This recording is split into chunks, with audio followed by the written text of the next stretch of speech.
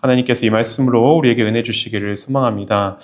요즘 날씨가 점점 더워지고 있습니다. 며칠 전에도 아직 5월밖에 우리가 되지 않았는데 기온이 30도까지 올라갔었죠. 벌써 여름이 찾아왔나 싶은 마음이 들기도 했습니다.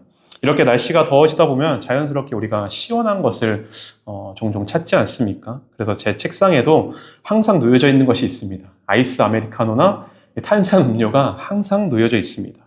그런데 참 신기한 것은 분명 그렇게 시원한 것을 내가 마셨음에도 불구하고 시간이 조금 또 지나게 되면은 우리가 또 갈증을 느끼게 된다는 거죠. 잠깐은 시원해졌으나 시간이 지나면 우리는 항상 또 갈증을 느끼게 되어 있습니다. 여러분, 우리의 삶도 그렇지 않습니까? 우리는 계속해서 무언가를 마시며 살아갑니다. 몸의 갈증만이 아니라 마음의 갈증을 해결하기 위해서 그 마음의 갈증을 채워줄 무엇인가를 끊임없이 우리가 채우기 위해 노력하며 살아가는 거죠. 혹시 나는 솔로라는 프로그램을 보시는지 모르겠습니다. 그 프로그램을 보면은 참 세상에 참 다양한 모습에 다양한 성격을 갖고 다양한 생각을 갖고 있는 사람들이 참 많구나라는 생각도 들기도 하고 또 그 프로그램을 보면서 그 출연자들의 모습을 통해서 제 자신을 또 돌이켜볼 때가 종종 있는데요. 얼마 전 방송에서는 여성 출연자들이 슈퍼 데이트권, 자신이 좋아하는 사람과 함께 데이트를 할 수 있는 이 슈퍼 데이트권을 따기 위해 오래 달리기 시합을 했습니다. 이 시합에서 한 남성 출연자를 마음에 두고 있는 이 두 명의 여성 출연자들이 굉장히 치열한 경쟁을 이뤘는데요. 처음에는 한 사람이 앞서 나가기 시작했습니다. 다른 한 사람이 거리가 꽤 멀어진 채로 그 뒤를 따라가고 있었죠. 그렇게 경기가 끝나나 했는데 마지막 한 바퀴를 남겨둔 채로 뒤따라가던 출연자가 그 1등을 하고 달려가던 그 출연자를 전력 질주로 달려가서 앞지르게 된 겁니다. 그런데 결승선을 얼마 남겨두지 않은 그 순간 스스로 스텝이 꼬이면서 발이 탁 엉키면서 넘어지고 말았던 거죠. 그래서 결국 다시 원래 1등 했던 사람이 2등으로 갔다가 다시 1등으로 다시 올라가게 되었던 겁니다. 그리고 그 1등 앞선 사람이 이제 결국 이 경기에서 우승을 하게 되었고 슈퍼 데이트권을 따게 되었던 거죠. 이 예능 프로그램에서 진행한 그러한 작은 경기였지만 두 사람 모두 끝까지 최선을 다하는 모습이 참 또 인상적이기도 했습니다. 그런데 경기가 끝나고 난 뒤에 마지막 결승선을 그 앞두고 넘어졌던 한번 이제 역전을 했다가 넘어져서 2등을 하게 되었던 이 출연자가 다른 출연자들에게 가서 계속 이런 이야기를 하는 겁니다. 내가 혼자 넘어진 게 아니라 누군가 나의 다리를 슬쩍 걸어서 내가 넘어진 것 같은데 그런 이야기를 하는 겁니다. 그리고 또 이런 얘기도 합니다. 결국 이번 경기에서 진정한 승리자는 바로 나야. 내가 바로 1등이야. 내가 가장 멋졌지? 라고 하면서 그렇게 이야기를 하는 겁니다. 이런 이야기를 사람들과의 대화 속에서 한 번만 얘기하는 것이 아니라 만나는 사람마다 그렇게 계속해서 반복해서 얘기하는 거죠. 물론 그 출연자의 마음을 제가 다 알 수 없고 또 판단할 수 없긴 하지만 순간적으로 이런 생각이 들었습니다. 왜 이렇게 남 탓, 자신의 잘못으로 넘어졌는데 다른 사람의 탓을 하는 거지? 또 왜 이렇게 사람들의 인정을 받지 못해서 그렇게 인정을 갈구하는 걸까라는 생각이 들었습니다. 하지만 여러분, 그러한 마음은 사실 제 안에도 그리고 우리 안에도 다 있는 겁니다. 조금씩 크기가 다를 뿐 자신의 잘못을 누군가의 잘못으로 떠넘기기를 좋아하고 또 다른 이들의 인정을 갈구하며 살아가는 것이 바로 우리의 모습인 거죠. 그렇게 우리는 끊임없이 무언가로 우리 자신을 채우려 하며 살아간다는 겁니다. 때로는 사람들의 인정을 통해서, 때로는 어떤 사회적 성공이나 지위를 통해서, 또 때로는 서로를 비교함으로, 또 때로는 자신이 가진 것으로 내 존재의 공허함을 채우려 하는 거죠. 왜냐하면 우리 인간은 원래부터 무언가를 앞서 말씀드린 대로 마시며 살아가야 하는, 그래서 그 목마름을 채워가며 살아가야 하는 존재이기 때문인 겁니다. 그런데 문제는 우리가 자꾸만 우리를 더 목마르게 하는 것으로 우리의 그 갈증을, 우리의 그 부족함을 채우려 한다는 데 있습니다. 그래서 더 열심히 달리고 더 자극적인 것을 찾고 더 좋은 물을 찾아 헤매기도 하는 거죠. 그런데 그런 물을 마시면 마실수록 이상하게도 더 갈증이 나게 되는 겁니다. 잠깐은 채워진 것 같지만 또다시 공허해지고 또다시 더 목말라지고 그렇게 갈증이 계속해서 올라오게 되는 거죠. 오늘 말씀해 보면 명절 끝날 곧 큰 날에라고 하면서 오늘의 말씀 본문이 시작되고 있습니다. 여러분 잘 아시는 대로 이스라엘에는 3대 절기가 있죠. 유월절, 칠칠절, 그리고 초막절이 있습니다. 먼저 유월절은 이스라엘 백성들이 애굽의 종살이에서 해방된 것을 기억하는 절기입니다. 어린 양의 피로 자신들의 죽음이 넘어가게 되고 하나님께서 우리 이스라엘 백성들을 이 종살이에서 구원하여 주셨다는 그 의미를 담아 그 출애굽의 은혜를 기억하는 것이 바로 유월절입니다. 그리고 칠칠절은 유월절 이후에 50일째 되는 날에 지키는 절기입니다. 이 칠칠절은 오순절이라고도 부르는데요. 이날은 처음 익은 곡식을 하나님께 드리며 모든 열매가 하나님께로부터 온 것임을 우리가 고백하는 그러한 절기입니다. 그리고 마지막 세 번째 절기가 오늘 본문의 배경이 되고 있는 초막절입니다. 초막절은 이스라엘 백성들이 광야에서 40년 동안 장막을 치고 살아갔던 것을 기억하는 절기이죠. 집도 없고 땅도 없고 안정된 삶도 없던 광야에서의 그 이스라엘 백성들을 하나님께서는 낮에는 구름 기둥으로 밤에는 불 기둥으로 인도하시고 하늘에서 만나를 메추라기를 내려서 먹이시고 반석에서 물을 내어 마시게 하셨던 그 때를 또한 기억하며 회상하며 나아가는 그러한 절기입니다. 그래서 초막절이 되면 이스라엘 백성들은 집을 떠납니다. 그리고 나뭇가지와 잎사귀로 만든 작은 초막을 만들어서 그 안에서 잠시 동안, 며칠 동안 머무르며 지내는 겁니다. 왜냐하면 초막이라는 열악한 환경에서 잠시 지내며 앞서 말씀드린 그 광야의 시간을 기억하는 거죠. 우리를 먹이시고 입히시고 지켜주신 그 하나님, 지금도 우리의 광야에 같은 우리의 삶 가운데 함께하고 계시는 그 주님을 기억하며 나아가는 겁니다. 그런데 이 초막절에는 아주 중요한 의식이 이뤄졌다고 합니다. 그것은 바로 성전 제단에 물을 붓는 그러한 의식이었습니다. 제사장이 실로암 못에 내려가 금으로 된 항아리에 물을 길어옵니다. 그리고 그 물을 성전 제단에 붓는 거죠. 사람들은 그 장면을 보며 광야에서 반석을 통해 물을 주셨던 하나님을 기억했던 겁니다. 그리고 앞으로도 하나님께서 이 땅 가운데 넉넉한 비를 내려주시고 새로운 생명을 준비해 주실 것을 소망하였던 거죠. 이스라엘 백성들에게 물이라는 존재는 단순한 존재가 아니었습니다. 왜냐하면 그들은 사막과 광야를 알고 있던 사람들이고 물이 없어진다는 것이 얼마나 어려운 가운데로 나가는 것인지, 얼마나 생명이 끊어지는 그러한 일이라는 것을 그들은 분명히 알고 있었기 때문인 거죠. 그러기에 초막절에 물을 붓는다는 것은 하나님 없이는 우리가 살 수 없습니다. 그러한 고백과 함께 주님, 우리에게 풍성한 물을 허락하여 주십시오. 넉넉한 비를 이 땅 가운데 내려주십시오 라는 고백이 함께 담겨 있는 겁니다. 이런 간절한 기도의 마음이 담긴 의식이 바로 이 초막절에 이루어지게 되었고 오늘 본문은 바로 그 명절의 끝날 그러한 의식이 이루어지고 있던 그때 예수님께서 크게 이렇게 외치셨다고 기록하고 있는 거죠. 누구든지 목마르거든 내게로 와서 마시라 라고 말씀하셨던 겁니다. 여러분 이 말씀은 예수님께서 자신의 곁에 있던 사람들에게 그냥 조용히 그렇게 전해주신 이야기가 아니었습니다. 예수님께서 많은 사람들 앞에 서서 모두가 들을 수 있도록 크게 외치신 그러한 말씀인 거죠. 왜냐하면 사람들은 지금 물을 붓는 그 의식을 통해서 하나님을 찾고 있기는 하였지만 정작 그 의식을 가리키고 있던 참된 생명의 근원 되시는 그 예수님을 바라보지 못하고 있었기 때문인 거죠. 사실 그들은 하나님을 향한 마음이 없었던 사람은 결코 아닙니다. 하나님의 은혜를 기억하려 했고 또 하나님께서 주시는 생명을 소망하였던 사람들이죠.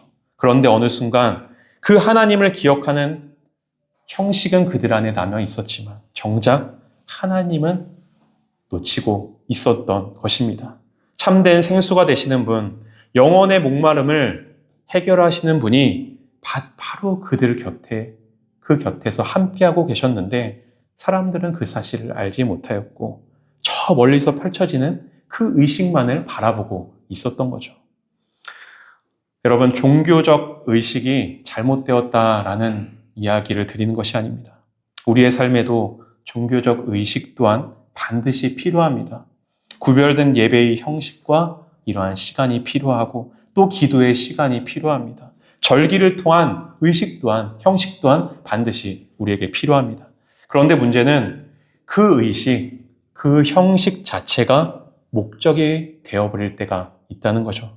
형식은 원래 우리의 시선을 하나님께로 향하도록 하기 위한 통로인데 어느 순간 우리 안에 형식만 남고 하나님은 놓쳐버릴 때가 있는 겁니다.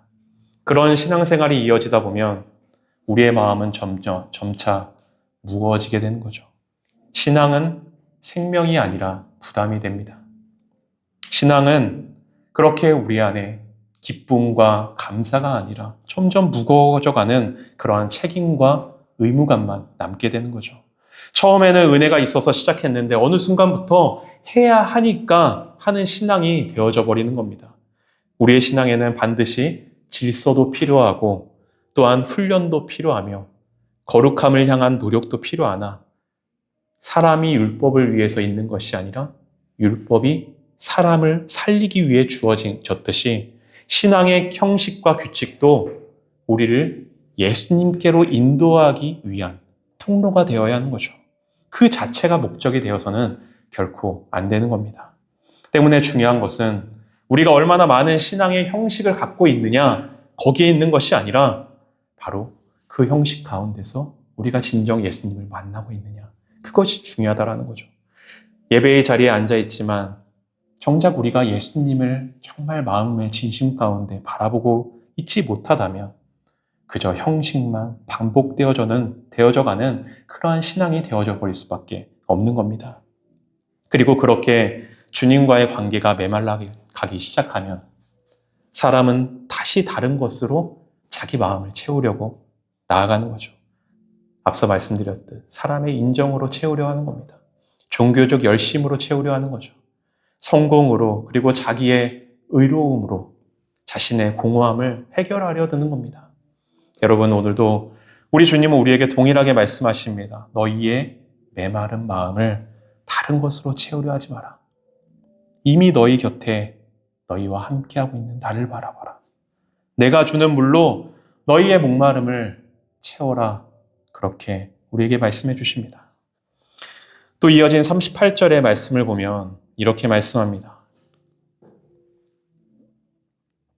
나를 믿는 자는 성경의 이름과 같이 그 배에서 생수의 강이 흘러나오리라 하시니. 여러분, 예수님은 단순히 내게 와서 물을 받아 마시라 라고만 말씀하시지 않았습니다. 예수님은 내게 와서 마실 그 물은 한 잔의 물에 불과한 것이 아니라 강물처럼 흐르는 물이 나올 것이라 그렇게 우리에게 말씀해 주시고 계시는 거죠. 여러분, 강은 잘 아시겠지만 고여있지 않습니다. 강은 흘러나아갑니다. 멈춰있지 않고 계속 움직이는 거죠. 그래서 강은 흐르는 곳마다 메마른 땅을 적시고 살아나게 하는 겁니다. 반대로 물이 흐르지 않고 한 곳에 고여있다면 어떻게 됩니까? 그 물은 얼마 지나지 않아 색이 탁해지고 썩어져 버리고 마는 거죠. 여러분, 우리의 마음도 마찬가지인 겁니다. 우리 안에 하나님의 은혜가 끊어지고 성령의 흐름이 막혀버리게 되면 우리의 영혼도 점점 메말라가게 되는 거죠. 처음에는 괜찮아 보이지만 조금씩 기쁨이 사라지게 되고 사람을 향한, 이웃을 향한 사랑도 메말라가게 되는 겁니다. 반면에 하나님의 은혜가 우리 안에 다시 흐르기 시작하면 우리 안에 놀라운 변화가 조금씩 우리의 삶 가운데 이루어져 가게 되는 거죠. 여러분, 베드로를 보십시오. 베드로는 원래 굉장히 뜨거운 사람이었죠. 열정적인 사람이었습니다.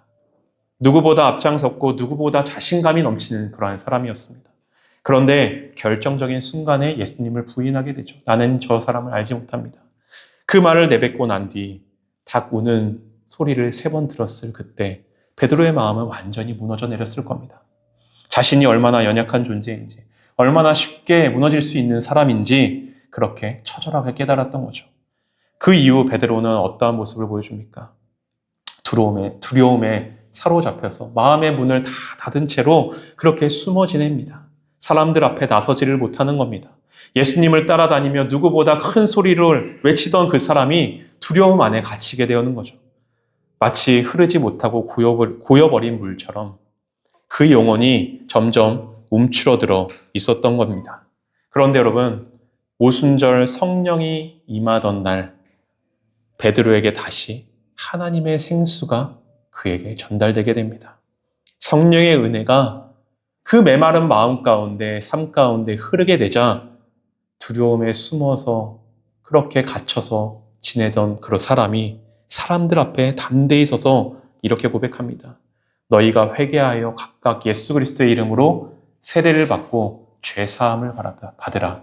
그리하면 성령의 선물을 받으리니. 불안과 두려움으로 메말라 있던, 그렇게 그 마음 가운데 메말라 있던 그 사람이 이제는 수많은 사람들 앞에서 그 수많은 사람들을 살리는 사람으로 변화되게 되었던 겁니다. 여러분, 이것이 바로 생수의 강이 흐르는 인생의 모습인 거죠. 성령님은 단순히 우리의 마음을 잠깐 뜨겁게 하시고 잠깐 눈물을 흘리게 하시고 그것으로 머무시는 분이 결코 아닌 겁니다. 성령님은 메마른 우리의 마음을 다시 일으킬 뿐만 아니라 그 사람을 통해서 또 누군가를 일으켜 세우는 힘이 있는 분이신 거죠. 그래서 예수님은 그 배에서 생수의 강이 흘러나오리라. 우리에게 흐를 뿐 아니라 그 은혜가 또 누군가에게 흘러나가는 그런 은혜를 주실 거다. 우리에게 그렇게 말씀해 주시고 계신 겁니다. 이제 말씀을 마치려고 합니다. 여러분, 오늘은 교회력으로 성령 강림 주일입니다. 성령님께서 오순절 마가의 다락방 가운데 임하셨던 것을 우리가 기억하고 기념하는 날인 거죠. 메마른 우리의 인생 가운데 하나님의 생수의 은혜가 다시금 흘러나아가기를 소망하는 그러한 날입니다. 여러분, 이날 우리가 반드시 기억하길 바랍니다.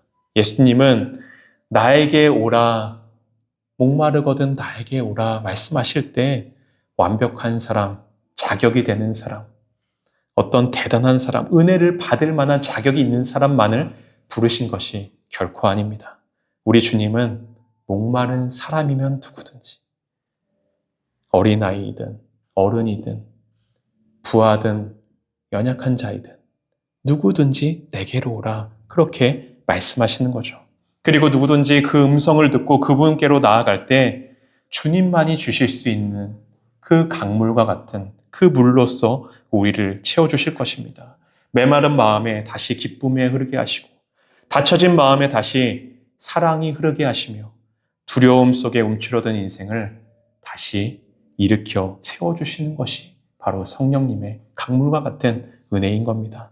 오늘 이 성령 강림주일, 그렇게 메마른 자리로 흐르는 그 강물이 우리의 심령 가운데 흘러 우리를 통하여서 또한 우리의 살아가는 우리의 삶의 자리 가운데, 가정 가운데, 일터 가운데, 우리 교회 가운데, 우리의 이웃들 가운데 그 은혜가 흘러나가는 귀한 은혜가 함께 하시길 간절히 소망합니다. 함께 찬양하도록 하겠습니다.